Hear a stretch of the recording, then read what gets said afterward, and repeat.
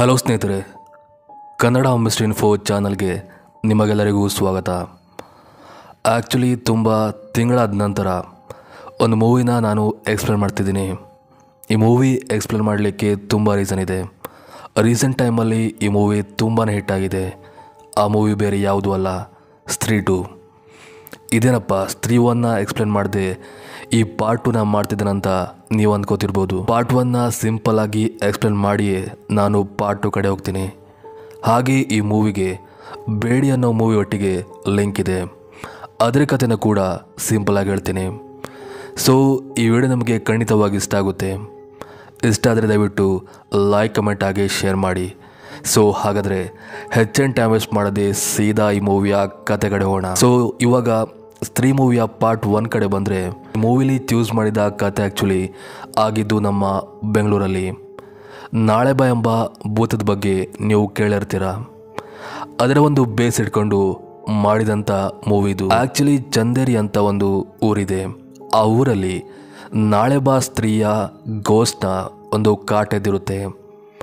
ಅದಕ್ಕೋಸ್ಕರ ಆ ಊರಿನ ಎಲ್ಲರೂ ಕೂಡ ಅವ್ರ ಮನೆಯ ಬಾಗಿಲಲ್ಲಿ ನಾಳೆ ಬಾ ಅಂತ ಬರೆದಿರ್ತಾರೆ. ಯಾಕಂದರೆ ಒಂದು ವೇಳೆ ದೆವ್ವ ಮನೆ ಹತ್ರ ಬಂದಾಗ ಆ ಬಾಗಿಲು ನೋಡಿ ವಾಪಸ್ ಹೋಗುತ್ತೆ ಅಂತ.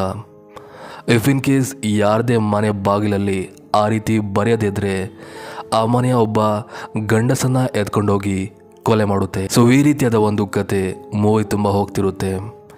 ಅಂದಾಗಿ ಆ ಮೂವಿಯ ಮೇನ್ ಕ್ಯಾರೆಕ್ಟರ್ ಹೆಸರು ವಿಕ್ಕಿ, ಜನ್ನ ಹಾಗೆ ಬಿಟ್ಟು ಅಂತ. ಈ ಮಧ್ಯೆ ಆ ಊರಿಗೆ ಶ್ರದ್ಧಾ ಕಪೂರ್ ಬರ್ತಾಳೆ.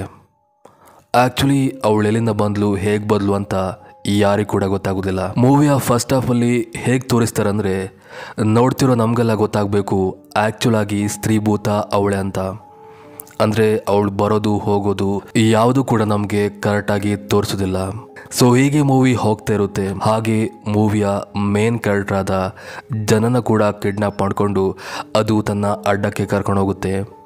ಸೊ ಮೂವಿ ಲಾಸ್ಟಲ್ಲಿ ಹೇಗೆ ಅವರು ಆ ಸ್ತ್ರೀಯಿಂದ ಜನನ ಹಾಗೆ ಇಡೀ ಊರಿನ ಗಂಡಸರನ್ನು ಕಾಪಾಡ್ತಾರೆ ಅನ್ನೋದೇ ಈ ಮೂವಿಯ ಆ್ಯಕ್ಚುಲ್ ಸ್ಟೋರಿ. ಸೊ ಮೂವಿಯ ಕ್ಲೈಮ್ಯಾಕ್ಸಲ್ಲಿ ಏನಾಗುತ್ತೆ ಅಂದರೆ, ಸ್ತ್ರೀನ ಸೋಲಿಸಬೇಕಾದ್ರೆ ಅದರ ಜಡೆಯ ಒಂದು ಭಾಗನ ಅವರು ಕಟ್ ಮಾಡಬೇಕಾಗಿತ್ತು. ಆ್ಯಕ್ಚುಲಾಗಿ ಈ ವಿಕ್ಕಿ ಏನಿದ್ದಾನೆ ಅವನ್ನ ಆ ಊರಿನ ರಕ್ಷಕ ಅಂತ ಎಲ್ಲರೂ ಹೇಳ್ತಾರೆ. ಸೊ ಸ್ತ್ರೀನ ಸೋಲಿಸಬೇಕಾಗಿರುವ ಆ ಒಂದು ಧೈರ್ಯ ಇರೋದು ವಿಕ್ಕಿಗೆ ಮಾತ್ರ ಅಂತ ಎಲ್ಲರೂ ಕೂಡ ಅವನ್ನ ಪ್ರೋತ್ಸಾಹಿಸಿ ಅದರೊಟ್ಟಿಗೆ ಲಡಾಯಿ ಮಾಡಲಿಕ್ಕೆ ಕಳಿಸ್ತಾರೆ. ಆ್ಯಂಡ್ ಕ್ಲೈಮ್ಯಾಕ್ಸಲ್ಲಿ ಶ್ರದ್ಧಾ ಕಪೂರ್ ಹಾಗೆ ವಿಕ್ಕಿ ಇಬ್ಬರು ಸೇರಿ ಆ ಸ್ತ್ರೀಯ ಜಡೆನ ಕಟ್ ಮಾಡೋದ್ರ ಮೂಲಕ ಕೊನೆಗೂ ಅದರ ಕಾಟವನ್ನು ಎಂಡ್ ಮಾಡ್ತಾರೆ. ಆದರೆ ಮೂವಿ ಎಂಡಿಂಗಲ್ಲಿ ಆ ಕಟ್ಟಾದ ಜಡೆಯನ್ನು ಶ್ರದ್ಧಾ ಕಪೂರ್ ತನ್ನ ಜಡೆಯೊಟ್ಟಿಗೆ ಜೋಡಿಸಿ ಅವಳು ಬಸ್ಸಿಂದ ಮಾಯವಾಗುವುದನ್ನು ತೋರಿಸ್ತಾರೆ. ಅಂದರೆ ಎಂಡಲ್ಲಿ ನಮಗೆ ಇನ್ನೂ ಕೂಡ ಕನ್ಫ್ಯೂಸ್ ಮಾಡ್ತಾರೆ, ಆ್ಯಕ್ಚುಲಾಗಿ ಸ್ತ್ರೀ ಅವಳೇನಾ ಇಲ್ಲ ಅವಳು ಬೇರೆನಾ ಅಂತ ನಮಗೆ ಕನ್ಫ್ಯೂಸ್ ಮಾಡ್ತಾ ಆ ಮೂವಿನಲ್ಲಿಗೆ ಎಂಡ್ ಮಾಡ್ತಾರೆ. ಆ್ಯಂಡ್ ಈ ಮೂವಿಯ ಪಾರ್ಟ್ 2 ಅಲ್ಲಿ, ಅಂದರೆ ರೀಸೆಂಟ್ ಆಗಿರುವ ಪಾರ್ಟ್ 2 ಅಲ್ಲಿ ಈ ಎಲ್ಲ ಕ್ವಶನ್ಗೆ ತೆರೆಳೆದಿದ್ದಾರೆ. ಆಲ್ಮೋಸ್ಟ್ ಎಲ್ಲ ಕೂಡ ಕ್ಲಿಯರ್ ಆಗಿದೆ. ಸೊ ಇವಾಗ ನಾನು ಆ ಪಾರ್ಟ್ 2 ಕಥೆನ ನಿಮ್ಮೊಟ್ಟಿಗೆ ಶೇರ್ ಮಾಡ್ತೇನೆ. ಸೊ ಈ ಮೂವಿಯ ಸ್ಟಾರ್ಟಿಂಗಲ್ಲಿ ನಮಗೆ ಒಂದು ಸಾಂಗ್ ಮೂಲಕ ಪಾರ್ಟ್ 1ಅಲ್ಲಿ ಏನೆಲ್ಲ ಆಗಿದೆ ಅಂತ ಬ್ರೀಫಾಗಿ ಎಕ್ಸ್ಪ್ಲೇನ್ ಮಾಡ್ತಾರೆ. ಇನ್ನು ಆ ಊರಿನ ಸ್ಥಿತಿ ಕಡೆ ಬಂದರೆ ಆಲ್ಮೋಸ್ಟ್ ಎಂಟೈರ್ ಊರು ಕೂಡ ಆ ಸ್ತ್ರೀಯ ಕಾಟದಿಂದ ಎಂಡ್ ಆಗಿರುತ್ತೆ. ಆ ಊರಿನ ಎಲ್ಲ ಗಂಡಸರು ಕೂಡ ಮನೆಯಿಂದ ಆರಾಮ್ಸೆ ನೈಟ್ ಹೊತ್ತಲ್ಲಿ ತಿರುಗಾಡ್ತಿರ್ತಾರೆ. ಅಂದರೆ ಆ ಘಟನೆಯಾಗಿ ತುಂಬ ವರ್ಷ ಆದರೂ ಕೂಡ ಸ್ತ್ರೀಯ ಕಾಟ ಇಲ್ದಿರೋದು ನೋಡಿ ಅವರೆಲ್ಲ ಕೂಡ ಖುಷಿಯಾಗಿರ್ತಾರೆ. ಈ ಮಧ್ಯೆ ಮೂವಿಯ ಮೇನ್ ಕ್ಯಾರೆಕ್ಟರ್ಗಳಾದ ವಿಕ್ಕಿ ಹಾಗೆ ಬಿಟ್ಟು ಕೂಡ ತಮ್ಮ ಲೈಫಲ್ಲಿ ಆರಾಮಾಗಿರ್ತಾರೆ.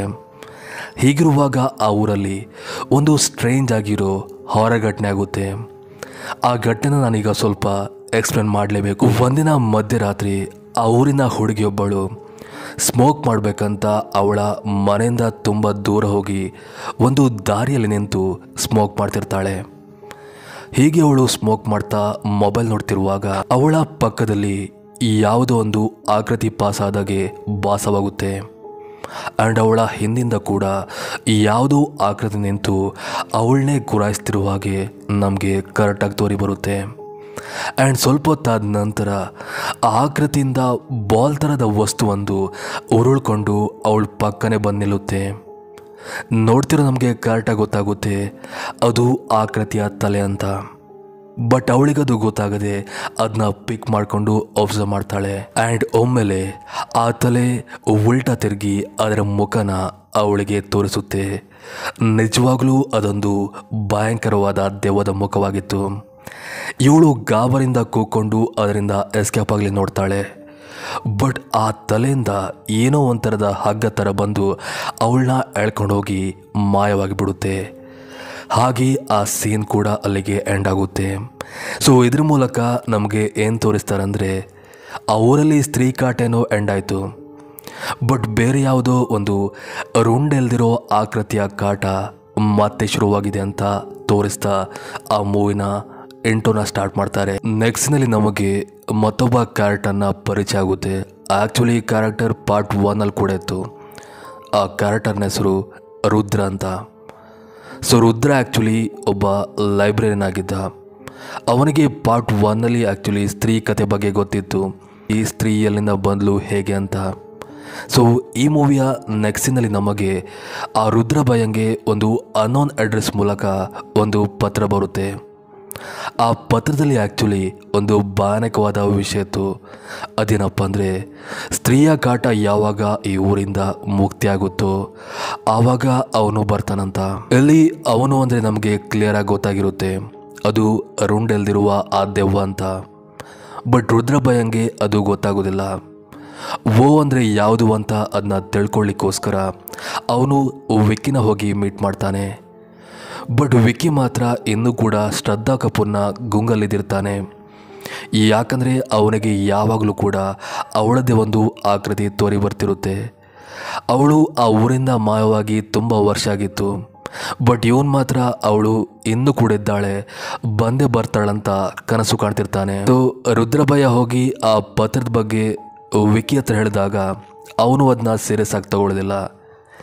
ಇವನ್ ಬಿಟ್ಟು ಕೂಡ ಅದ್ರ ಬಗ್ಗೆ ಜಾಸ್ತಿ ಕೇರ್ ಮಾಡೋದಿಲ್ಲ. ಇವನ್ ರುದ್ರಬಾಯಿ ಕೂಡ ಹೌದಿರ್ಬೋದೇನೋ, ಇದೇನೋ ಫೇಕ್ ಆಗಿ ಬಂದಿರ್ಬೋದಂತ ಅವ್ರ ಮಾತನ್ನ ಕಡೆಗಣಿಸ್ತಾನೆ. ಸೀನ್ ಚೇಂಜ್ ಆದಾಗ ನಮಗೆ ಬಿಟ್ಟು ಅವನ ಗರ್ಲ್ ಫ್ರೆಂಡ್ ಮನೇಲಿ ಇರೋದನ್ನ ತೋರಿಸ್ತಾರೆ. ಅವನ ಗರ್ಲ್ ಫ್ರೆಂಡ್ ಹೆಸರು ಆ್ಯಕ್ಚುಲಿ ಚಿಟಿ ಅಂತ. ಚಿಟಿಯೊಬ್ಬಳು ಆ್ಯಕ್ಚುಲಿ ಒಬ್ಬ ಮಾಡರ್ನ್ ಹುಡುಗಿ. ಬಿಟ್ಟುನ ಸೇರಿ ತುಂಬ ಜನದೊಟ್ಟಿಗೆ ಡೇಟ್ ಮಾಡ್ತಿರ್ತಾಳೆ. ಆ ಎಲ್ಲ ವಿಷಯ ಬಿಟ್ಟು ಗೊತ್ತಿದ್ರು ಕೂಡ ಇವನೇಕೋ ಅವಳ ಹಿಂದನೆ ಬಿದ್ದಿರ್ತಾನೆ. ಡೈಲಿ ರಾತ್ರಿ ಹೋಗಿ ಅವಳನ್ನ ಮಲಗಿಸೋ ಕೆಲಸನ ಇವನು ಮಾಡ್ತಿದ್ದ. ಇವನ್ ಆ ಒಂದಿನ ಕೂಡ ಅವನು ಅದೇ ಕೆಲಸವನ್ನು ಮಾಡ್ತಿರುವಾಗ ಹೊರಗಡೆ ವಿಕ್ಕಿ ಅವನಿಗೋಸ್ಕರ ಕಾಯ್ತಿರ್ತಾನೆ. ಸೊ ಬಿಟ್ಟು ಅವಳನ್ನ ಮಲಗಿಸಿ ಹೊರ ಬಂದಾಗ ಆ ಪಕ್ಕದಿಂದ ಅದೇ ರುಂಡೆಲದ ಆ ಒಂದು ದೆವ್ವ ಸಡನ್ನಾಗಿ ಪಾಸ್ ಆಗುತ್ತೆ. ಇವರು ಅದನ್ನ ಅಬ್ಸರ್ವ್ ಮಾಡ್ತಾರೆ ಕೂಡ. ಇವರು ತಮ್ಮಲ್ಲೇ ಡಿಸ್ಕಸ್ ಮಾಡ್ತಾರೆ, ಇವಾಗೇನೋ ಪಾಸ್ ಆಯ್ತಲ್ಲ ಏನದು ಅಂತ. ಆ್ಯಂಡ್ ಅವರು ಮಾತಾಡ್ತಿರುವಾಗಲೇ ಒಳಗಿಂದ ಸಡನ್ನಾಗಿ ಶಬ್ದ ಆಗುತ್ತೆ. ಬೆಡ್ ಮೇಲೆ ಮಲಗಿದ್ದಂಥ ಚಿಟ್ಟಿಗೆ ಸಡನ್ನಾಗಿ ಎಚ್ಚರವಾಗುತ್ತೆ. ನೋಡಿದರೆ ಅವಳ ರೂಮ್ನ ಡೋರ್ ಓಪನ್ ಆಗಿರುತ್ತೆ. ನೋಡ್ತಿರೋ ನಮಗೆ ಕರೆಕ್ಟಾಗಿ ಗೊತ್ತಿರುತ್ತೆ ಆ ರುಂಡೇನಿದೆ ಅದು ಅವಳ ರೂಮಲ್ಲಿ ಬಂದು ಸೇರಿಕೊಂಡಿದೆ ಅಂತ. ಸ್ವಲ್ಪ ಹೊತ್ತಿನ ನಂತರ ಆ ರುಂಡ ತನ್ನ ಪ್ರೆಸೆನ್ಸನ್ನು ತೋರಿಸಿ ಅವಳಿಗೆ ಭಯಪಡಿಸುತ್ತೆ. ನಿಜವಾಗ್ಲೂ ಸ್ಕೇರಿಯಾಗಿತ್ತು ಈ ಒಂದು ಸೀನ್. ಥಿಯೇಟ್ರಲ್ಲಿ ನೋಡಬೇಕಾದ್ರೆ ಸಖತ್ ಮಜಾ ಇರುತ್ತೆ. ಎನಿವೇ ಇವಳೆಗೋ ತಪ್ಪಿಸ್ಕೊಂಡು ಅಲ್ಲೇ ಪಕ್ಕ ಇದ್ದ ಬಾತ್ರೂಮ್ಗೆ ಹೋಗ್ತಾಳೆ. ಬಟ್ ಅದು ಹೇಗೋ ಮಾಡಿ ಆ ಬಾತ್ರೂಮ್ ಒಳಗಿಂದ ಅವಳನ್ನ ಎಳ್ಕೊಂಡು ಗೋಡೆನ ಬ್ರೇಕ್ ಮಾಡಿಕೊಂಡು ಅಲ್ಲಿಂದ ಎಸ್ಕೇಪ್ ಆಗುತ್ತೆ. ಬಿಟ್ಟು ವಿಕ್ಕಿಯಾಗಿ ಊರಿನ ಎಲ್ಲ ಜನರು ಬಂದು ನೋಡಿದಾಗ ಗೋಡೆ ಆ್ಯಕ್ಚುಲಿ ಬ್ರೇಕ್ ಆಗಿತ್ತು. ಆ ಗೋಡೆ ಮೂಲಕ ಚಿಟ್ಟಿನ ಕಿಡ್ನಾಪ್ ಮಾಡ್ಕೊಂಡು ಹೋಗಿದ್ದು ಒಬ್ಬ ಉದ್ದವಾದ ಮನುಷ್ಯ. ಹಾಗೆ ಆ ಮನುಷ್ಯಂಗೆ ರುಂಡ ಇಲ್ಲ ಅಂತ ಅವ್ರಿಗೆ ಗೊತ್ತಾಗುತ್ತೆ. ಅದಲ್ಲದೆ ಆ ಚಿಟ್ಟಿನ ಕಿಡ್ನಾಪ್ ಮಾಡ್ಕೊಂಡು ಹೋಗ್ತಿರುವಾಗ ರಸ್ತೆ ಪಕ್ಕ ಮಲಗಿದ್ದ ಒಬ್ಬ ವ್ಯಕ್ತಿ ಕೂಡ ಊರಿನ ಜನರಿಗೆ ಆ ರುಂಡೆಲದ ಭೂತದ ಬಗ್ಗೆ ಹೇಳ್ತಾನೆ. ಬಟ್ ಇವನ್ ಆವಾಗಲೂ ಕೂಡ ಅವರು ಅದ್ರ ಬಗ್ಗೆ ಜಾಸ್ತಿ ತಲೆ ಕೆಡಿಸ್ಕೊಳ್ಳಲ್ಲ. ಇಲ್ಲಿ ರುದ್ರ ಬಿಟ್ಟು ಹಾಗೆ ಊರಿನವರು ಆ ದೆವ್ವದ ಬಗ್ಗೆ ಮಾತಾಡ್ತಿದ್ರೆ ದೂರ ನಿಂತಿದ್ದ ವಿಕ್ಕಿಗೆ ಯಾವುದೋ ಒಂದು ಬೆಂಕಿ ತೋರಿದಾಗೆ ಭಾಸವಾಗಿ ಅವನು ಅದನ್ನ ಫಾಲೋ ಮಾಡ್ಕೊಂಡು ಹೋಗ್ತಾನೆ. ಫಾಲೋ ಮಾಡಿಕೊಂಡು ಹೋಗ್ತಾ ಹೋಗ್ತಾ ಕೊನೆಗೆ ಅವನು ರೀಚ್ ಆಗಿದ್ದು ಆ್ಯಕ್ಚುಲಿ ಸ್ತ್ರೀ ಇರುವ ಆ ಒಂದು ಬಂಗ್ಲೆಗೆ. ಸ್ತ್ರೀ ಪಾರ್ಟ್ 1ಅಲ್ಲಿ ವಿಕ್ಕಿ ಹಾಗೆ ಶ್ರದ್ಧಾ ಕಪೂರ್ ಸೇರಿ ಆ ಸ್ತ್ರೀನ ನಾಶ ಮಾಡಿದ್ರಲ್ಲ, ಅದೇ ಒಂದು ಪ್ಲೇಸ್. ಆ ಒಂದು ಪ್ಲೇಸ್ ಆ್ಯಕ್ಚುಲಿ ಸ್ತ್ರೀಯ ಅಡ್ಡವಾಗಿತ್ತು. ಸೊ ಇವನು ಆ ಒಂದು ಬೆಂಕಿನ ಫಾಲೋ ಮಾಡ್ಕೊಂಡು ಹೋದಾಗ ಗೊತ್ತಾಗುತ್ತೆ ಅದು ಯಾವುದೇ ಸ್ತ್ರೀ ಭೂತ ಅಲ್ಲ, ಅದು ಆ್ಯಕ್ಚುಲಿ ಶ್ರದ್ಧಾ ಕಪೂರ್ ಅಂತ. ಅವಳು ಆ್ಯಕ್ಚುಲಿ ಊರಿಗೆ ವಾಪಸ್ ಬಂದಿದ್ಲು. ಅವಳನ್ನ ಕಂಡು ವಿಕಿಗೆ ತುಂಬ ಖುಷಿಯಾಗುತ್ತೆ. ಬಟ್ ಅವಳು ಏನೋ ಒಂದು ಕಾರ್ಯ ಮಾಡಲಿಕ್ಕೋಸ್ಕರ ಇಲ್ಲಿಗೆ ಬಂದಿರ್ತಾಳೆ. ಇವನ್ ಅವಳಿಗೆ ಕೂಡ ಈ ಒಂದು ರುಂಡಲದ ದೆವ್ವದ ಬಗ್ಗೆ ಗೊತ್ತಾಗಿರುತ್ತೆ. ಸೊ ಅವಳು ಬ್ರೀಫಾಗಿ ಈ ದೆವ್ವ ಯಾವುದಂತ ವಿಕ್ಕಿ ಹಾಗೆ ಎಲ್ಲರಿಗೂ ಕೂಡ ಎಕ್ಸ್ಪ್ಲೇನ್ ಮಾಡ್ತಾಳೆ. ಆ ದೆವ್ವ ಆ್ಯಕ್ಚುಲಿ ಬೇರೆ ಯಾವುದೂ ಅಲ್ಲ, ಈ ಹಿಂದೆ ಸ್ತ್ರೀ ಆ್ಯಕ್ಚುಲಿ ಒಬ್ಬ ವೇಶ್ಯ ಆಗಿದ್ಲು. ಅವಳನ್ನ ಈ ಊರಿನ ಒಬ್ಬ ಸಾಹುಕಾರ ಕೊಂದಿರ್ತಾನೆ. ಯಾಕಂದರೆ ಅವಳು ಯಾವುದೋ ಒಬ್ಬ ಗಂಡಸೊಟ್ಟಿಗೆ ಇದ್ದ ಅನ್ನೋ ಕಾರಣಕ್ಕೆ ಅವಳ ಮಗಳ ಮುಂದೆನೇ ಅವಳನ್ನ ಕೊಂದಿರ್ತಾನೆ. ಬಟ್ ಅದಾದ್ಮೇಲೆ ಏನಾಗುತ್ತೆ, ಸ್ತ್ರೀಯ ದೆವ್ವ ಬಂದು ಆ ಒಂದು ಊರಿನ ಮುಖ್ಯಸ್ಥೇನಿದ್ದಾನೆ ಅವನ ತಲೆಯನ್ನು ಒಂದು ತಲ್ವಾರ್ ಮೂಲಕ ಕಟ್ ಮಾಡಿ ಅವನ ಹೆಣವನ್ನು ಒಂದು ಪ್ಲೇಸಲ್ಲಿ ಹುಗ್ದಾಕ್ತಿರ್ತಾಳೆ. ಇವನ್ ಆ ಪ್ಲೇಸ್ ಇವಾಗ ಕೂಡ ಇದೆ, ಬಟ್ ಆ ಪ್ಲೇಸ್ ಯಾವುದಂತ ಗೊತ್ತಿಲ್ಲ. ಸೊ ಈ ಸ್ತ್ರೀ ಕಾಟ ಈ ಊರಲ್ಲಿ ಎಂಡ್ ಆಗ್ತಿದ್ದಾಗೇ ಆ ರುಂಡ ಕಟ್ಟಾಗಿರುವ ಮುಖ್ಯಸ್ಥನ ಕಾಟ ಸ್ಟಾರ್ಟ್ ಆಗಿದೆ. ಸೊ ಸ್ತ್ರೀ ಆ್ಯಕ್ಚುಲಿ ಎಲ್ಲ ಗಂಡಸರನ್ನು ಟಾರ್ಗೆಟ್ ಮಾಡಿ ಪಾರ್ಟ್ 1ಅಲ್ಲಿ ಕೊಲೆ ಮಾಡ್ತಿದ್ಲು. ಬಟ್ ಈ ಮುಖ್ಯಸ್ಥ ರುಂಡೆಲದ ದೆವ್ವ ಏನಿದೆ ಅವನಿಗೆ ಆ್ಯಕ್ಚುಲಿ ಮಾಡರ್ನ್ ಆಗಿರೋ ಹುಡುಗಿರನ್ನ ಕಂಡ್ರೆ ಆಗ್ತಿರಲಿಲ್ಲ. ಈ ಊರಲ್ಲಿ ಯಾವ ಹುಡುಗಿರೆಲ್ಲ ಮಾಡರ್ನ್ ಆಗಿ ಫ್ಯಾಷನ್ ಮಾಡ್ಕೊಂಡು ತಿರುಗ್ತಾರೋ ಅವ್ರನ್ನೆಲ್ಲ ಟಾರ್ಗೆಟ್ ಮಾಡಿ ನೈಟ್ ಟೈಮಲ್ಲಿ ಅವ್ರ ಮೇಲೆ ಹಲ್ಲೆ ಮಾಡಿ ಕಿಡ್ನ್ಯಾಪ್ ಮಾಡ್ಕೊಂಡು ಹೋಗ್ತಿದ್ದ. ಇವನ್ ಕಿಡ್ನ್ಯಾಪ್ ಆಗಿದ್ದ ಚಿಟ್ಟಿ ಹಾಗೆ ಮೂವಿ ಸ್ಟಾರ್ಟಿಂಗಲ್ಲಿ ತೋರಿಸಿದ ಆ ಹುಡುಗಿ ಕೂಡ ತುಂಬ ಮಾಡರ್ನ್ ಆಗಿದ್ರು. ಸೊ ಊರಿಗೆಲ್ಲ ಈ ವಿಷಯ ಸ್ಪ್ರೆಡ್ ಆಗುತ್ತೆ. ಸೊ ಆವಾಗ ಗಂಡಸರಿಗೆಲ್ಲ ತೊಂದರೆ ಇತ್ತು, ಇವಾಗ ಹೆಂಗಸರಿಗೆಲ್ಲ ತೊಂದರೆ ಆಗಲಿಕ್ಕೆ ಸ್ಟಾರ್ಟ್ ಆಗಿದೆ ಅಂತ ಆಲ್ಮೋಸ್ಟ್ ಎಲ್ಲ ಹೆಂಗಸರು ಕೂಡ ಯಾರೆಲ್ಲ ಮಾಡರ್ನ್ ಆಗಿದ್ರು ಅವರೆಲ್ಲ ಕರೆಕ್ಟ್ ಆಗೋಕೆ ಸ್ಟಾರ್ಟ್ ಆಗ್ತಾರೆ. ಅಂದರೆ ತಾವು ಓಡೋ ಬಟ್ಟೆನೆಲ್ಲ ತುಂಬ ಡಿಸಿಪ್ಲಿನ್ ಆಗಿ ಓಡೋದು ಆ ರೀತಿ ಎಲ್ಲ ಮಾಡೋಕ್ಕೆ ಸ್ಟಾರ್ಟ್ ಮಾಡ್ತಾರೆ. ಸೊ ಇದೇ ರೀತಿ ಊರಲ್ಲಿ ಕಂಟಿನ್ಯೂ ಆಗ್ತಾ ಇರುತ್ತೆ. ಆ ರುಂಡೆಲದ ದೆವ್ವ ಬಂದು ಹುಡುಗಿರನ್ನ ಕಿಡ್ನಾಪ್ ಮಾಡ್ಕೊಂಡು ಹೋಗೋದು ಇದು ಮುಂದುವರಿತಾನೆ ಇತ್ತು. ಸೊ ಆ ಊರಿನ ರಕ್ಷಕಾದ ವಿಕ್ಕಿ ಹಾಗೆ ಅವನ ಟೀಮ್ ಅವರಿಗೆ ಈ ಒಂದು ದೆವ್ವದಿಂದ ಮುಕ್ತಿ ಕೊಡಿಸಲೇಬೇಕಾಗಿತ್ತು. ಆವಾಗ ಅವರ ತಲೆಗೆ ಬಂದಿದ್ದೆ ಸ್ತ್ರೀಭೂತ. ಸೊ ಆ ಒಂದು ಮುಖ್ಯಸ್ಥೇನಿದ್ದಾನೆ ಅವನ್ನ ಸ್ಟಾರ್ಟಿಂಗಲ್ಲಿ ಕೊಂದಿದ್ದು ಸ್ತ್ರೀಯೇ. ಸೊ ಇವಾಗ ಕೂಡ ಅವನ ಕಾಟವನ್ನು ಎಂಡ್ ಮಾಡಲಿಕ್ಕೆ ಸಾಧ್ಯ ಇರೋದು ಸ್ತ್ರೀಗೆ ಮಾತ್ರ ಅಂತ ಅವರು ಡಿಸೈಡ್ ಮಾಡ್ತಾರೆ. ಬಟ್ ಸ್ತ್ರೀನ ವಾಪಸ್ ಕರೆಯೋದು ಹೇಗೆ? ಸೊ ಅದನ್ನ ಕರೀಲಿಕ್ಕೆ ಆಗುವುದಂದರೆ ಅದು ಒಬ್ಬನ ಕೈಯಿಂದ ಮಾತ್ರ ಸಾಧ್ಯ, ಅದು ಜನ್ನ ಅಂತ. ಯಾಕಂದರೆ ಪಾರ್ಟ್ 1ನಲ್ಲಿ ಆ ಸ್ತ್ರೀ ಭೂತ ಏನಿದೆ ಅವನ ಮೇಲೆ ಬಂದು ತುಂಬ ಥರದ ವಿಚಿತ್ರವಾಗಿ ಎಲ್ಲ ನಡ್ಕೊಂಡಿತ್ತು. ಸೊ ಅವನಿಗೂ ಆ ಸ್ತ್ರೀ ಭೂತಕ್ಕೂ ಕನೆಕ್ಷನ್ ಇದೆ ಅಂತ ಇವರೆಲ್ಲ ಅವನ್ನ ನೋಡ್ಕೊಂಡು ಹೋಗ್ತಾರೆ. ಆ್ಯಕ್ಚುಲಿ ಜನ್ನ ಸ್ತ್ರೀ ಘಟನೆ ಆದ ನಂತರ ಊರು ಬಿಟ್ಟು ಡೆಲ್ಲಿಗೆ ಹೋಗಿದ್ದ. ಸೊ ಡೆಲ್ಲಿಲಿ ಏನಾಗಿತ್ತಂದರೆ ಬೇಡಿಯ ಕತೆ ಆ್ಯಕ್ಚುಲಿ ಆಗಿತ್ತು. ಸೊ ಜನ್ನ IAS ಸ್ಟಡಿ ಮಾಡಬೇಕಂತ ಡೆಲ್ಲಿಗೆ ಹೋದಾಗ ಅಲ್ಲಿ ಅವನ ಪರಿಚಯ ವರುಣ್ ಧವನ್ ಬೇಡೆ ಮೂವಿಲಿದ್ದಾನಲ್ಲ ಅವನೊಟ್ಟಿಗೆ ಆಗುತ್ತೆ. ಅವನ ಹೆಸರು ಆ್ಯಕ್ಚುಲಿ ಅದರಲ್ಲಿ ಭಾಸ್ಕರ್ ಅಂತ. ಸೊ ಅವನೊಟ್ಟಿಗೆ ಒಂದು ಊರಿಗೆ ಹೋದಾಗ ಅಲ್ಲಿ ಬೇಡಿಯ ಭಾಸ್ಕರ್ನ ಪ್ರೊಸೆಸ್ ಮಾಡುತ್ತೆ. ಸೊ ಮೂವಿಯ ಕ್ಲೈಮ್ಯಾಕ್ಸಲ್ಲೂ ಕೂಡ ಅವನು ಬೇಡಿಯಾಗಿ ಎದ್ದು ಜನ್ನ ಅವನ ಒಂದು ರೂಮಲ್ಲಿ ಕೂಡಿ ಹಾಕಿ ಇಟ್ಟಿರ್ತಾನೆ. ಆ್ಯಕ್ಚುಲಿ ಬೇಡಿಯ ಕ್ಲೈಮ್ಯಾಕ್ಸ್ನ ಕ್ರೆಡಿಟ್ ಸೀನಲ್ಲೂ ಕೂಡ ಈ ವಿಕ್ಕಿ ಹಾಗೆ ಬಿಟ್ಟು ಬಂದು ಜನನ ಮೀಟ್ ಮಾಡೋದನ್ನು ತೋರಿಸ್ತಾರೆ. ಈವನ್ ಈ ಮೂವಿಲೂ ಕೂಡ ಅದು ಮತ್ತೆ ರಿಪೀಟ್ ಆಗುತ್ತೆ. ಯಾಕಂದರೆ ಜನನ ಹುಡ್ಕೊಂಡು ಇವರಿಬ್ಬರು ವಾಪಸ್ ಬಂದಾಗ ಅಲ್ಲವರು ಆ ಬೇಡನ ನೋಡ್ತಾರೆ. ಬಟ್ ಅವರು ಅದ್ರ ಬಗ್ಗೆ ಜಾಸ್ತಿ ತಲೆ ಕೆಡಿಸ್ಕೊಳ್ಳಲ್ಲ. ವಾಪಸ್ ಇವನ್ನ ತಮ್ಮ ಊರಿಗೆ ಕರೀತಾರೆ. ಸ್ತ್ರೀ ಭೂತಲ್ಲಿ ಮತ್ತಿದೆ ಅಂತ ಇವನು ಅದನ್ನ ರಿಜೆಕ್ಟ್ ಮಾಡಿದಾಗ ಅವರು ನಾಟಕ ಸಿನಿಮಾ ಅಂತ ಏನೋ ಒಂದು ಪ್ಲ್ಯಾನ್ ಮಾಡಿ ಕೊನೆಗೂ ಅವನ ವಾಪಸ್ ಊರಿಗೆ ಕರ್ಕೊಂಡು ಬರ್ತಾರೆ. ಆ್ಯಂಡ್ ಊರಿಗೆ ಕರ್ಕೊಂಡು ಬಂದಾದಮೇಲೆ ನಿಜನ ಮತ್ತೆ ಹೇಳ್ತಾರೆ. ಈ ರೀತಿ ಒಂದು ರುಂಡೆಲದ ದೆವ್ವದ ಕಾಟ ಮತ್ತೆ ಶುರುವಾಗಿದೆ. ಅದನ್ನ ಸ್ಟಾಪ್ ಮಾಡಲಿಕ್ಕೆ ಸ್ತ್ರೀ ದೆವ್ವದಿಂದ ಮಾತ್ರ ಸಾಧ್ಯ, ಅದನ್ನ ಕರೀಲಿಕ್ಕೆ ನಿನ್ನಿಂದ ಮಾತ್ರ ಸಾಧ್ಯ ಅಂತ ಜನ ಮೊದಲು ಅದಕ್ಕೆ ಹಿಂದೇಟಾಗ್ತಾನೆ.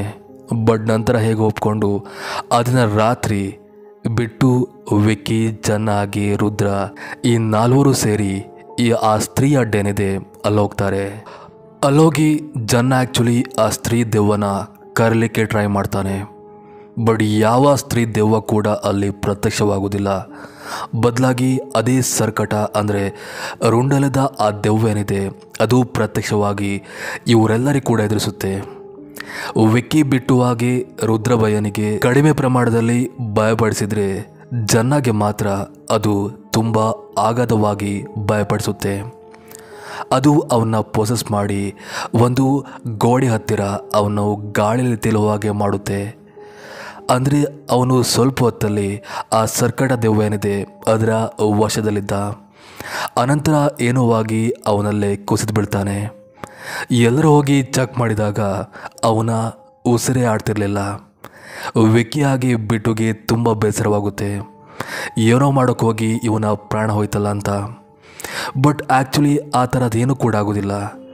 ಜನ್ನ ಒಂದೇ ಸಮನೆ ಎದ್ದು ನಿಂತು ಅಲ್ಲಿಂದ ಓಡಲಿಕ್ಕೆ ಶುರು ಮಾಡ್ತಾನೆ. ವಿಕ್ಕಿ ಬಿಟ್ಟುಗೆ ತುಂಬ ಖುಷಿಯಾಗುತ್ತೆ. ಅಂತೂ ಇವನಿಗೆ ಜೀವ ಬಂತಲ್ಲ ಅಂತ ಅವರೆಲ್ಲರೂ ಕೂಡ ಭಯದಿಂದ ಅಲ್ಲಿಂದ ಓಡಲಿಕ್ಕೆ ಶುರು ಮಾಡ್ತಾರೆ. ಹಾಗೆ ನಂತರ ಆ ಒಂದು ಮಾಲಿಂದ ಹೊರಗೆ ಬಂದು ಗಾಡಿ ಮೂಲಕ ಅಲ್ಲಿಂದ ಎಸ್ಕೇಪ್ ಆಗ್ತಾರೆ. ಆವಾಗ ಸಡನ್ನಾಗಿ ದೈತ್ಯವಾದ ಅದೇ ಸರ್ಕಟ ಭೂತ ಬಂದು ತನ್ನ ರುಂಡವನ್ನು ಅವರ ಬೆನ್ನಟ್ಟಿ ಬಿಡ್ತಾನೆ. ಆ ರುಂಡೇನಿದೆ ಆ ನಾಲ್ವರನ್ನು ಫಾಲೋ ಮಾಡ್ಕೊಂಡು ಬಂದು ಪರ್ಟಿಕ್ಯುಲರ್ ಆಗಿ ಜನ್ನ ಏನಿದ್ದಾನೆ ಅವನ್ನ ಪೊಸೆಸ್ ಮಾಡಿ ಎಳ್ಕೊಂಡು ಹೋಗಲಿಕ್ಕೆ ನೋಡುತ್ತೆ. ಬಟ್ ಜನ್ನ ಹೇಗೂ ತನ್ನಲ್ಲಿದ್ದ ಆಲ್ಕೋಹಾಲ್ ಆಗಿ ಬೆಂಕಿನ ಅದರ ಮುಖಕ್ಕೆ ಹಾಕಿ ಆ ಮುಖನ ಸುಟ್ಟು ಬಿಡ್ತಾನೆ. ಆ ಮುಖ ಸುಡ್ತು ಅಂತ ಆ ದೆವ್ವ ಏನೂ ನಾಶವಾಗಲ್ಲ. ಬದಲಾಗಿ ಅದು ಮತ್ತೆ ಜನ್ಮ ತಾಳುತ್ತೆ. ಇವರೇ ಕಡೆ ಹೇಗೂ ಮಾಡಿ ಅಲ್ಲಿಂದ ಊರಿಗೆ ವಾಪಸ್ ಆಗ್ತಾರೆ. ಅಲ್ಲಿ ಜನ್ನ ಹೇಳ್ತಾನೆ, ನಾನು ಆ್ಯಕ್ಚುಲಿ ಪರ್ಸ್ ಆಗಿದ್ದಾಗ ನನಗೆ ಒಂದು ಲೋಕ ತೋರಿ ಬಂದಿತ್ತು. ಆ ಲೋಕ ಬೇರೆ ಯಾವುದೂ ಅಲ್ಲ, ಅದು ಸರ್ಕಟ ರುಂಡೆಲದ ಆ ದೆವ್ವ ಏನಿದೆ ಅದರ ಒಂದು ಜಾಗ ಆಗಿತ್ತು. ಅಲ್ಲಿ ತುಂಬ ಕಲ್ಲುಗಳಿದ್ದವು, ಹಾಗೆ ಲಾವಾರಸ ಹಾಗೆ ಏನೋ ಒಂಥರ ವಿಚಿತ್ರವಾಗಿತ್ತು. ಅದಲ್ಲದೆ ಸರ್ಕಟ ಈ ಊರಿನ ಹುಡುಗಿರನ್ನ ಕಿಡ್ನಾಪ್ ಮಾಡ್ಕೊಂಡು ಕರ್ಕೊಂಡೋಗಿದ್ನಲ್ಲ, ಆ ಎಲ್ಲ ಹುಡುಗಿರನ್ನ ಅಲ್ಲಿ ಬಂಧಿಸಿಟ್ಟಿದ್ದಾನೆ. ಅದು ವೈಟ್ ಸಾರಿಲಿ. ಹಾಗೆ ಆ ಸರ್ಕಟ ಆತ್ಮ ಆ ಎಲ್ಲ ಹುಡುಗಿಯರ ತಲೆನ ಬೋಳಿಸಿದನಂತ. ಯಾಕಂದರೆ ನಾವು ಮೊದಲು ಹೇಳಿದಾಗೆ ಆತ್ಮಕ್ಕೆ ಮಾಡರ್ನ್ ಆಗಿರೋ ಹುಡುಗಿರನ್ನ ಕಂಡ್ರೆ ಆಗಲ್ಲ. ಅದರ ಪ್ರಕಾರ ಹುಡುಗಿರು ಏನಿದ್ರು ಕೂಡ ಮನೆ ಒಳಗೆ ಕೂತು ಅಡುಗೆ ಮಾಡಬೇಕನ್ನೋದು. ಸೊ ಇವರು ಇಲ್ಲಿ ಡಿಸ್ಕಸ್ ಮಾಡ್ತಿರುವಾಗಲೇ ಅಲ್ಲಿ ಸಡನ್ನಾಗಿ ಮತ್ತೆ ಪುನಃ ಅದೇ ದೆವ್ವ ಪ್ರತ್ಯಕ್ಷವಾಗುತ್ತೆ. ಇವರಿಗೂ ಎಸ್ಕೇಪ್ ಆಗಿ ಅಲ್ಲಿರೋ ಒಂದು ಆನೆ ಒಳಗೆ, ಅಂದರೆ ಒಂದು ಆಟ ಸಾಮಾಂತರಿರುವ ಆನೆ ಒಳಗೆ ಬಚ್ಚಿಗೂರ್ತಾರೆ. ಆದರೂ ಕೂಡ ಆ ದೆವ್ವ ಹೇಗೋ ಅವ್ರನ್ನ ಕಂಡಿಡಿದು ಇನ್ನೇನು ಆ ದೆವ್ವ ವಿಕ್ಕಿಯ ಕತ್ತಿಡಿದು ಅವನ್ನ ಕೊಲ್ಲಬೇಕು. ಆವಾಗಲ್ಲಿ ಶ್ರದ್ಧಾ ಬರ್ತಾಳೆ. ಅವಳ ಜಡೆಲಿರುವ ಸ್ತ್ರೀಯ ಜಡೆ ಮೂಲಕ ಒಂದು ಶಕ್ತಿ ಉತ್ಪನ್ನವಾಗಿ ಅವಳು ಆ ಜಡೆ ಮೂಲಕ ಆ ದೆವ್ವಕ್ಕೆ ಹೊಡೆದು ಅದನ್ನು ಸೋಲಿಸೋಕೆ ತುಂಬ ಪ್ರಯತ್ನ ಪಡ್ತಾಳೆ. ಆ ಒಂದು ಜಡೆಯ ಏಟನ್ನು ತಿಂದು ಅದು ನೋವು ಪಡುತ್ತಾದರೂ ಅದಕ್ಕೆ ಅಷ್ಟೇನೂ ಮ್ಯಾಟ್ರ್ ಆಗೋದಿಲ್ಲ. ಹಾಗೆ ಒಂದೇ ಸಮಯ ನೋಡಿ ಆ ಜಡೆನ ಹಿಡಿದು ಶ್ರದ್ಧಾ ಕಪೂರ್ನ ಬಿಸಾಡಿಬಿಡುತ್ತೆ. ಹಾಗೆ ಅಲ್ಲಿದ್ದ ಸ್ತ್ರೀ ದೆವ್ವದ ಒಂದು ಸ್ಟ್ಯಾಚ್ಯೂನಿದೆ ಅದನ್ನ ಕೆಡೆದು ಅಲ್ಲಿಂದ ಎಸ್ಕೇಪ್ ಆಗುತ್ತೆ. ಹಾಗೆ ಅಲ್ಲಿಗೆ ಇಂಟರ್ವಲ್ ಕೂಡ ಬರುತ್ತೆ. ಇಂಟರ್ವಲ್ ಆದ ನಂತರ ಸೆಕೆಂಡ್ ಹಾಫಲ್ಲಿ ಶ್ರದ್ಧಾ ಕಪೂರ್ ಆ್ಯಕ್ಚುಲಿ ಯಾರು ಎಲ್ಲಿಂದ ಬಂದ್ಲು ಅಂತ ಗೊತ್ತಾಗುತ್ತೆ. ಅವಳು ಆ್ಯಕ್ಚುಲಿ ಒಬ್ಬ ಬ್ಲ್ಯಾಕ್ ಮ್ಯಾಜಿಷಿಯನ್ ಆಗಿದ್ಲು. ಸೊ ಆ ರುಂಡೆಲದ ದೆವ್ವ ಸರ್ಕಟ್ ಏನಿದ್ದಾನೆ ಅವನ್ನ ಎದುರಿಸಲಿಕ್ಕೆ ವಿಕ್ಕಿ ಕೈಯಿಂದ ಮಾತ್ರ ಸಾಧ್ಯ ಅಂತ ಅವನ ಕೈಯಲ್ಲಿ ಒಂದು ಚಾಕುನ ಕೊಡ್ತಾಳೆ. ಅದು ಆ್ಯಕ್ಚುಲಿ ಪವರ್ಫುಲ್ ಆಗಿರುವ ಒಂದು ಚಾಕು ಆಗಿತ್ತು. ಸೊ ವಿಕ್ಕಿ ಅದರ ಕಣ್ಣಲ್ಲಿ ಕಣ್ಣಿಟ್ಟು ಅದನ್ನ ಒಂಥರ ಪ್ರೀತಿನ ನೋಡಿ ನಂತರ ಅದೇ ಚಾಕು ಮೂಲಕ ಅದರ ಎದೆಗೆ ಚುಚ್ಚಿ ಕೊಲ್ಲಬೇಕು. ಅದು ನಿನ್ನಿಂದ ಮಾತ್ರ ಸಾಧ್ಯ. ಅದು ಈ ಬರುವ ಮಹಾಪೂಜೆನಿದೆ ಅದರ ಒಳಗೆ ನಡೀಲೇಬೇಕು. ಯಾಕಂದರೆ ಆ ಪೂಜೆ ನಂತರ ಆ ದೆವ್ವ ಇನ್ನೂ ಕೂಡ ಸ್ಟ್ರಾಂಗ್ ಆಗುತ್ತೆ. ಸೊ ಇನ್ನೂ ಸ್ಟ್ರಾಂಗ್ ಆದರೆ ಇಡೀ ಹೆಣ್ಣು ಕುಲಕ್ಕೇ ಅಪಾಯ ಇದೆ, ಈ ಊರು ನಾಶ ಆಗ್ಬೋದಂತ ಹೇಳ್ತಾರೆ. ಸೊ ಎಲ್ಲರೂ ಕೂಡ ವಿಕ್ಕಿನ ಕನ್ವಿನ್ಸ್ ಮಾಡ್ತಾರೆ. ಬೇರೆ ದಾರಿಲ್ಲದೆ ವಿಕ್ಕಿ ಕೂಡ ಒಪ್ಕೋತಾನೆ. ಬಟ್ ಇಲ್ಲಿ ಒಂದು ತೊಂದರೆ ಇದೆ. ಅದೇನಪ್ಪ ಅಂದರೆ ಅದನ್ನ ಕೊಲ್ಲಬೇಕಂದ್ರೆ ಅದನ್ನ ವಾಪಸ್ ಕರೀಲೇಬೇಕು. ವಾಪಸ್ ಕರಿಬೇಕಂದ್ರೆ ಒಬ್ಬ ಮಾಡರ್ನ್ ಆಗಿರೋ ಹುಡುಗಿ ಬೇಕೇ ಬೇಕು ಅಂತ. ಊರಿನ ಆಲ್ಮೋಸ್ಟ್ ಎಲ್ಲ ಹುಡುಗಿಯರು ಕೂಡ ಮಾಡರ್ನ್ ಆಗಿಲ್ಲ. ಅದಲ್ಲದೆ ಯಾರು ಕೂಡ ತಾವು ಅದನ್ನ ಕರಿತೇವಂತ ಮುಂದೆ ಬರಲಿಕ್ಕೂ ಚಾನ್ಸ್ ಇಲ್ಲ ಅಂತ ಎಲ್ಲರೂ ತಲೆ ಕೆಡಿಸ್ಕೊಳ್ಳುವಾಗ ರುದ್ರಭಯ್ಯ ಒಬ್ಬ ಹುಡುಗಿ ಬಗ್ಗೆ ಹೇಳ್ತಾನೆ. ಅವಳ ಹೆಸರು ಶಮ ಅಂತ. ಅವಳೊಬ್ಬಳು ಡ್ಯಾನ್ಸರ್ ಆಗಿದ್ಲು. ಸೊ ಅವಳು ಅದಕ್ಕೆ ಒಪ್ತಾಳೆ. ನಾನು ಅವಳನ್ನ ಒಪ್ಪಿಸಿ ಕರ್ಕೊಂಡು ಬರ್ತೇನಂತ ಕೊನೆಗೂ ಅವಳನ್ನ ಕರ್ಕೊಂಡು ಬಂದು ಊರಲ್ಲಿ ಒಂದು ಧೂಮ್ ಧಾಮ್ ಆಗಿ ಒಂದು ಡ್ಯಾನ್ಸ್ ಆಗುತ್ತೆ. ಆ್ಯಕ್ಚುಲಿ ಶಮ ಬೇರೆ ಯಾರೂ ಅಲ್ಲ, ತಮನ್ನ ಭಾಟಿಯಾ. ಸೊ ಡ್ಯಾನ್ಸ್ ಎಲ್ಲ ಆದ ನಂತರ ಆ್ಯಸ್ ಎಕ್ಸ್ಪೆಕ್ಟೆಡ್ ಆ ಸರ್ಕಟೆ ದೆವ್ವ ಅಲ್ಲಿ ಬಂದು ತಮನನ್ನ ಅಲ್ಲಿಂದ ಎಳ್ಕೊಂಡು ಹೋಗ್ಲಿಕ್ಕೆ ನೋಡುತ್ತೆ. ಸೊ ಅದೇ ಟೈಮ್ ನೋಡಿ ವಿಕ್ಕಿ ತನ್ನ ಚಾಕು ಮೂಲಕ ಅದರ ಕಣ್ಣಲ್ಲಿ ಕಣ್ಣಿಟ್ಟು ಕೊಲ್ಲೋಕೆ ನೋಡ್ತಾನೆ. ಬಟ್ ಆ ಒಂದು ದೆವ್ವಕ್ಕೆ ಮುಖನಿರಲಿಲ್ಲ. ಯಾರ ಮೇಲೆ ಕಣ್ಣಿಡ್ಲಿ ಅಂತ ಅವನಿಗೆ ಗೊತ್ತಾಗದೆ ಬ್ಲ್ಯಾಂಕ್ ಆದಾಗ ಸಡನ್ನಾಗಿ ಅಲ್ಲಿ ಅದೇ ಒಂದು ರುಂಡ ಪ್ರತ್ಯಕ್ಷವಾಗಿ ಅವನ ಮೇಲೆ ಒಂಥರ ಲೈಟ್ ಚೆಲ್ಲಿ ಅವನ್ನ ಪೊಸೆಸ್ ಮಾಡಲಿಕ್ಕೆ ನೋಡುತ್ತೆ. ಹಾಗೆ ಅಲ್ಲಿದ್ದ ಎಲ್ಲ ಗಂಡಸನ್ನು ಕೂಡ ಪೊಸೆಸ್ ಮಾಡಿ ಅವ್ರನ್ನೆಲ್ಲ ತಮ್ಮ ವಶಕ್ಕೆ ತಗೊಂಡು ತಮ್ಮನನ್ನು ಅಲ್ಲಿಂದ ಎಳ್ಕೊಂಡು ಹೋಗುತ್ತೆ. ಸೊ ವಿಕ್ಕಿ ಇಲ್ಲಿ ಒಬ್ಬ ಕರೆಕ್ಟಾಗಿದ್ದ. ಬಟ್ ಊರಿನ ಆಲ್ಮೋಸ್ಟ್ ಗಂಡಸರು ಅಂದರೆ ಬಿಟ್ಟು ಕೂಡ ಸೇರಿ ಎಲ್ಲರೂ ಆ ಸರ್ಕಟೆ ದೆವ್ವೇನಿದೆ ಅದರ ವಶಕ್ಕೆ ಬಂದಿದ್ರು. ಅಂದರೆ ಆ ಒಂದು ದೆವ್ವ ಊರಿನ ಎಲ್ಲ ಗಂಡಸರನ್ನು ತನ್ನ ಒಂದು ವಶಕ್ಕೆ ತಗೊಂಡಿತ್ತು. ಸೊ ಅದ್ರ ಮೂಲಕ ಆ ಊರಿನ ಗಂಡಸರಲ್ಲಿ ಏನು ಮಾಡ್ತಾರೆ, ಈ ಸರ್ಕಟೆ ದೆವ್ವಕ್ಕೆ ಜೈಕಾರವನ್ನು ಹಾಕ್ತಾ ಅದರ ಪೂಜೆ ಮಾಡೋಕ್ಕೆ ಶುರು ಮಾಡ್ತಾರೆ. ಹಾಗೆ ಯಾವ ಹುಡುಗಿರು ಕೂಡ ಶಾಲೆಗೆ ಹೋಗಬಾರ್ದು, ಯಾವ ಕೆಲಸ ಕೂಡ ಮಾಡಬಾರ್ದಂತ ಅವರವರ ಹೆಂಡತಿಯರನ್ನು ಮನೇಲಿ ಕೂಡಿ ಹಾಕಿ ಈ ಎಲ್ಲ ಕೆಲಸವನ್ನು ತಾವೊಬ್ಬರೇ ಮಾಡ್ತಿದ್ರು. ಇವನ್ ಪೂಜೆಯನ್ನು ಕೂಡ ತಾವೊಬ್ಬರೇ ಮಾಡ್ತಿದ್ರು. ಸೊ ಇದನ್ನೆಲ್ಲ ಕಂಡು ವಿಕ್ಕಿ ಬಿಟ್ಟು ಹಾಗೆ ಎಲ್ಲರಿಗೂ ಕೂಡ ಬೇಜಾರಾಗುತ್ತೆ. ಸೊ ಆವಾಗ ರುದ್ರಭಯ್ಯನಿಗೆ ಮೂವಿ ಸ್ಟಾರ್ಟಿಂಗಲ್ಲಿ ಬಂದಿದ್ದ ಆ ಲೆಟರ್ ಬಗ್ಗೆ ಗೊತ್ತಾಗುತ್ತೆ. ಸೊ ಅವನು ಆ ಲೆಟರ್ನ ಅಬ್ಸರ್ವ್ ಮಾಡಿದಾಗ ಅದೊಂದು ಮೆಂಟಲ್ ಆಸ್ಪತ್ರೆಯಿಂದ ಬಂದಿದ್ದು ಅಂತ ಗೊತ್ತಾಗಿ ಅಲ್ಲೋಗ್ತಾರೆ. ಆ್ಯಕ್ಚುಲಿ ಅಕ್ಷಯ್ ಕುಮಾರ್ ಅವರ ಗೆಸ್ಟ್ ಅಪಿಯರೆನ್ಸ್ ಆಗುತ್ತೆ. ಈ ಅಕ್ಷಯ್ ಕುಮಾರ್ ಆ್ಯಕ್ಚುಲಿ ಬೇರೆ ಯಾರೂ ಅಲ್ಲ, ಸರ್ಕಟ ದೆವ್ವೇನಿದೆ ಅದರ ವಂಶಸ್ಥ ಆಗಿದ್ದ. ಕೂಡ ಈ ಸರ್ಕಟ ದೆವ್ವ ಮುಖ್ಯಸ್ಥ ಆಗಿತ್ತು ನೋಡಿ ಅವನ ಮೇಲೆ ತುಂಬಾ ಬೇಸರ ಇತ್ತು. ಹಾಗೆ ಅವನು ಆ ದೆವ್ವನ ಸೋಲಿಸೋದು ಹೇಗೆ ಅಂತ, ಆ ದೆವ್ವ ಇರೋ ಪ್ಲೇಸ್ಗೆ ಹೋಗೋದು ಹೇಗೆ ಅಂತ ಒಂದು ದಾರಿ ಹೇಳ್ತಾನೆ. ಆ ದೆವ್ವ ಇರೋ ಪ್ಲೇಸ್ಗೆ ಹೋಗಲಿಕ್ಕೆ ಯಾವ ಮನುಷ್ಯ ಪ್ರಾಣಿಯಿಂದನೂ ಸಾಧ್ಯ ಇಲ್ಲ.